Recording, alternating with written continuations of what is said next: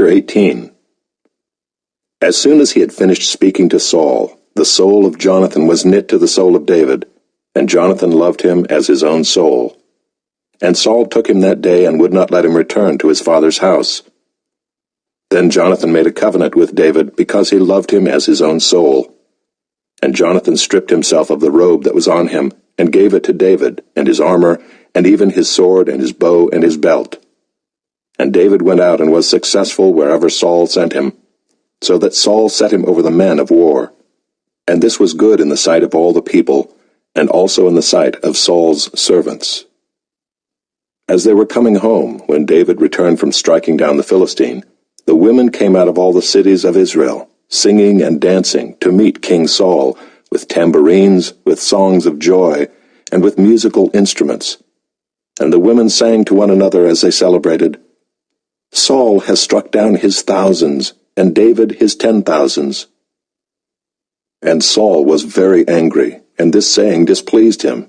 He said, "They have ascribed to David 10,000s, and to me they have ascribed thousands, and what more can he have but the kingdom?"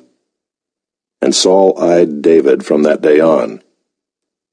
The next day a harmful spirit from God rushed upon Saul, and he raved within his house while David was playing the lyre, as he did day by day. Saul had his spear in his hand, and Saul hurled the spear, for he thought, "I will pin David to the wall." But David evaded him twice. Saul was afraid of David because the Lord was with him, but had departed from Saul. So Saul removed him from his presence, and made him a commander of 1,000, and he went out and came in before the people. And David had success in all his undertakings, for the Lord was with him. And when Saul saw that he had great success, he stood in fearful awe of him. But all Israel and Judah loved David, for he went out and came in before them. Then Saul said to David, "Here is my elder daughter, Merab. I will give her to you for a wife. Only be valiant for me and fight the Lord's battles." For Saul thought, "Let not my hand be against him, but let the hand of the Philistines be against him." And David said to Saul, "Who am I and who are my relatives, my father's clan in Israel, that I should be son-in-law to the king?" But at the time when Merab, Saul's daughter, should have been given to David, she was given to Adriel the Meholathite for a wife. Now Saul's daughter Michal loved David, and they told Saul, and the thing pleased him. Saul thought, "Let me give her to him, that she may be a snare for him, and that the hand of the Philistines may be against him." Therefore Saul said to David a second time, "You shall now be my son-in-law." And Saul commanded his servants, "Speak to David in private, and say, 'Behold, the king has delight in you, and all his servants love you. Now then become the king's son-in-law.'" And Saul's servants spoke these words in the ears of David. And David said, "Does it seem to you a little thing to become the king's son-in-law, since I am a poor man and have no reputation?" And the servants of Saul told him, "Thus and so did David speak."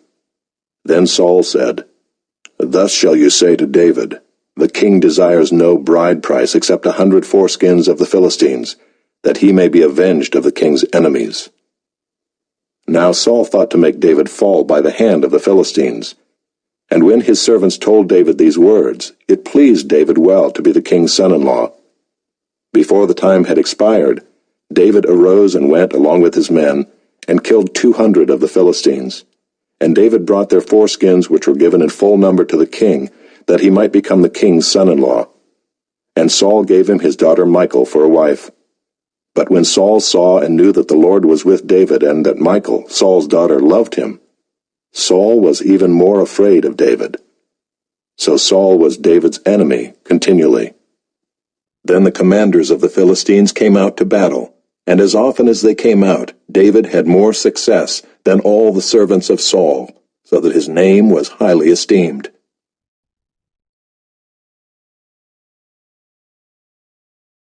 Chapter 19. And Saul spoke to Jonathan his son and to all his servants that they should kill David. But Jonathan, Saul's son, delighted much in David. And Jonathan told David, "Saul my father seeks to kill you. Therefore be on your guard in the morning. Stay in a secret place and hide yourself, and I will go out and stand beside my father in the field where you are, and I will speak to my father about you. And if I learn anything, I will tell you." And Jonathan spoke well of David to Saul his father, and said to him, "Let not the king sin against his servant David, because he has not sinned against you, and because his deeds have brought good to you. For he took his life in his hand, and he struck down the Philistine, and the Lord worked a great salvation for all Israel. You saw it, and rejoiced. Why then will you sin against innocent blood by killing David without cause?" And Saul listened to the voice of Jonathan. Saul swore, "As the Lord lives, he shall not be put to death." And Jonathan called David, and Jonathan reported to him all these things. And Jonathan brought David to Saul, and he was in his presence as before. And there was war again, and David went out and fought with the Philistines, and struck them with a great blow, so that they fled before him. Then a harmful spirit from the Lord came upon Saul as he sat in his house with his spear in his hand, and David was playing the lyre. And Saul sought to pin David to the wall with a spear, but he eluded Saul, so that he struck the spear into the wall. And David fled and escaped that night. Saul sent messengers to David's house to watch him, that he might kill him in the morning. But Michal, David's wife, told him, "If you do not escape with your life tonight, tomorrow you will be killed." So Michal let David down through the window, and he fled away and escaped. Michal took an image and laid it on the bed, and put a pillow of goat's hair at its head, and covered it with the clothes. And when Saul sent messengers to take David, she said, "He is sick." Then Saul sent the messengers to see David, saying, "Bring him up to me in the bed, that I may kill him." And when the messengers came in, behold, the image was in the bed, with the pillow of goat's hair at its head. Saul said to Michal, "Why have you deceived me thus, and let my enemy go, so that he has escaped?" And Michal answered Saul, "He said to me, 'Let me go. Why should I kill you?'" Now David fled and escaped, and he came to Samuel at Ramah, and told him all that Saul had done to him. And he and Samuel went and lived at Naioth. And it was told Saul, "Behold, David is at Naioth in Ramah." Then Saul sent messengers to take David, and when they saw the company of the prophets prophesying, and Samuel standing as head over them, the Spirit of God came upon the messengers of Saul, and they also prophesied.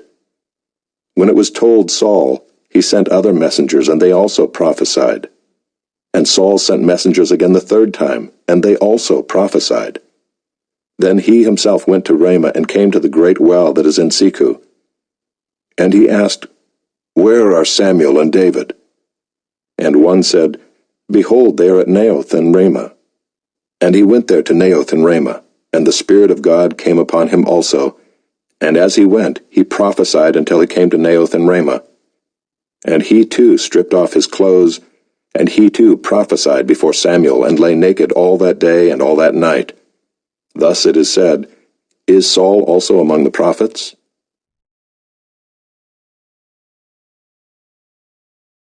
Chapter 20. Then David fled from Naioth and Ramah, and came and said before Jonathan, "What have I done? What is my guilt? And what is my sin before your father, that he seeks my life?" And he said to him, "Far from it, you shall not die. Behold, my father does nothing, either great or small, without disclosing it to me. And why should my father hide this from me? It is not so." But David vowed again, saying, "Your father knows well that I have found favor in your eyes, and he thinks, 'Do not let Jonathan know this, lest he be grieved.' But truly as the Lord lives, and as your soul lives, there is but a step between me and death." Then Jonathan said to David, "Whatever you say, I will do for you." David said to Jonathan, "Behold, tomorrow is the new moon, and I should not fail to sit at table with the king. But let me go, that I may hide myself in the field till the third day at evening. If your father misses me at all, then say, 'David earnestly asked leave of me to run to Bethlehem his city, for there is a yearly sacrifice there for all the clan.' If he says, 'Good,' it will be well with your servant. But if he is angry, then know that harm is determined by him. Therefore deal kindly with your servant, for you have brought your servant into a covenant of the Lord with you. But if there is guilt in me, Kill me yourself, for why should you bring me to your father?" And Jonathan said, "Far be it from you. If I knew that it was determined by my father that harm should come to you, would I not tell you?" Then David said to Jonathan, "Who will tell me if your father answers you roughly?" And Jonathan said to David, "Come, let us go out into the field." So they both went out into the field. And Jonathan said to David, "The Lord God of Israel be witness, when I have sounded out my father about this time tomorrow or the third day, behold, if he is well disposed toward David, shall I not then send and disclose it to you? But should it please my father to do you harm, the Lord do so to Jonathan and more also, if I do not disclose it to you and send you away, that you may go in safety. May the Lord be with you, as he has been with my father. If I am still alive, show me the steadfast love of the Lord, that I may not die. And do not cut off your steadfast love from my house forever, when the Lord cuts off every one of the enemies of David from the face of the earth." And Jonathan made a covenant with the house of David, saying, "May the Lord take vengeance on David's enemies." And Jonathan made David swear again by his love for him, for he loved him as he loved his own soul.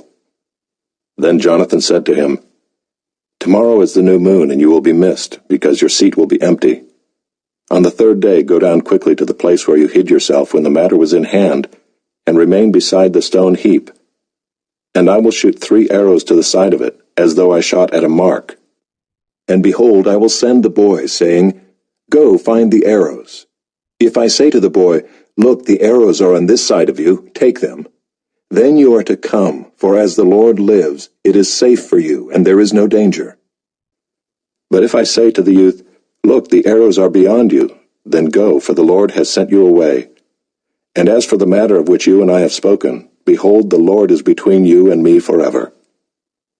So David hid himself in the field, and when the new moon came, the king sat down to eat food. The king sat on his seat, as at other times, on the seat by the wall.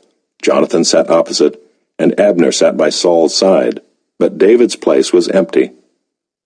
Yet Saul did not say anything that day, for he thought, "Something has happened to him.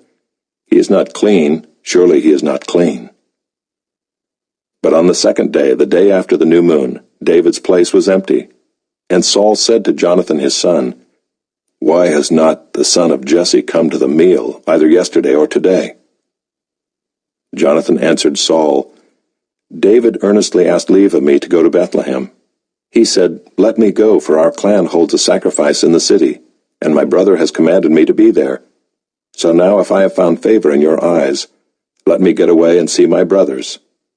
For this reason he has not come to the king's table." Then Saul's anger was kindled against Jonathan, and he said to him, "You son of a perverse, rebellious woman, do I not know that you have chosen the son of Jesse to your own shame, and to the shame of your mother's nakedness? For as long as the son of Jesse lives on the earth, neither you nor your kingdom shall be established. Therefore send and bring him to me, for he shall surely die." Then Jonathan answered Saul his father, "Why should he be put to death? What has he done?" But Saul hurled his spear at him to strike him. So Jonathan knew that his father was determined to put David to death. And Jonathan rose from the table in fierce anger, and ate no food the second day of the month, for he was grieved for David, because his father had disgraced him.